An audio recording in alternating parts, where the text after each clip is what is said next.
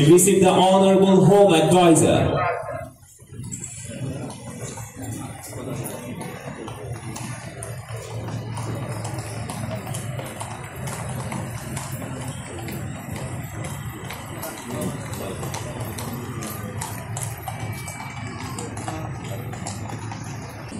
সমবেত সুধী আজকের অনুষ্ঠানের মাননীয় প্রধান অতিথি লেফটেন্যান্ট জেনারেল অবসরপ্রাপ্ত মোহাম্মদ জাহাঙ্গীর আলম চৌধুরী অভিবাদন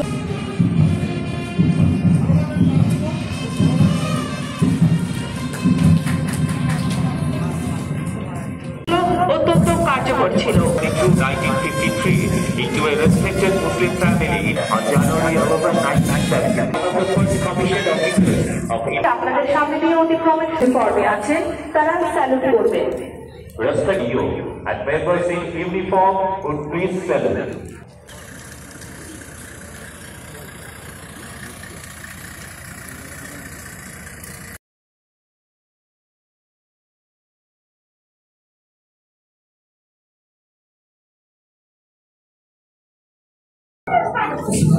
সম্মানিত সুধী প্যারেড অফ ফ্ল্যাগের নির্দেশক সুধীবৃন্দ আপনাদের দৃষ্টি আকর্ষণ করছি পতাকাবাহী দলটি।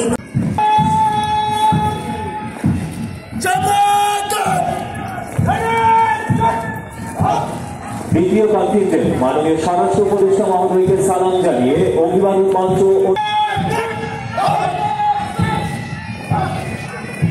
মাননীয় প্রধান অতিথিকে সালাম জানিয়ে অভিবাদন মঞ্চ অতিক্রম করছে তৃতীয় কন্টিনজেন্ট।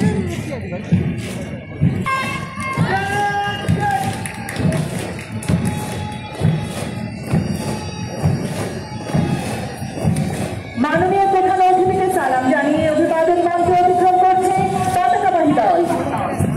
এগিয়ে আসছে পঞ্চম মাননীয় স্বরাষ্ট্র উপদেষ্টাকে সালাম জানিয়ে অভিবাদন মঞ্চ অতিক্রম করছে পঞ্চম কন্টিনজেন্ট। এগিয়ে আসছে ষষ্ঠ কন্টিনজেন্ট। মঞ্চ অতিক্রম করছে ষষ্ঠ কন্টিনজেন্ট।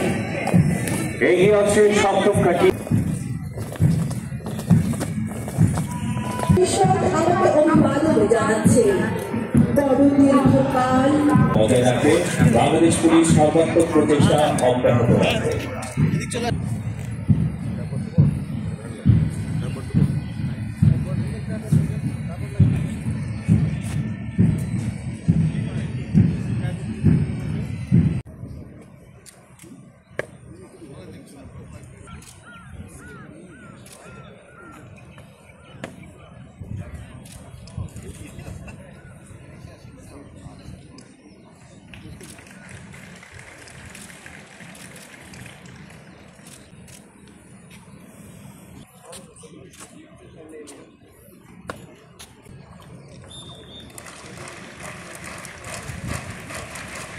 Fear and hesitation.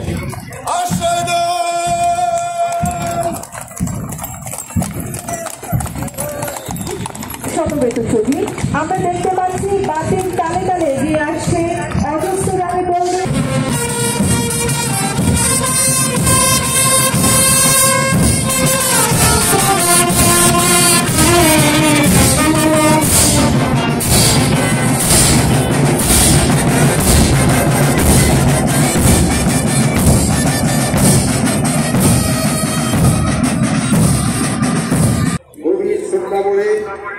স্মরণ করছি ফ্যাসিবাদ ও স্বৈরতন্ত্রের বিরুদ্ধে 2024 জুলাই আগস্টে ছাত্র জনতার গণঅভ্যুত্থানে শহীদ ও আহত ছাত্র জনতার মহান আত্মত্যাগ।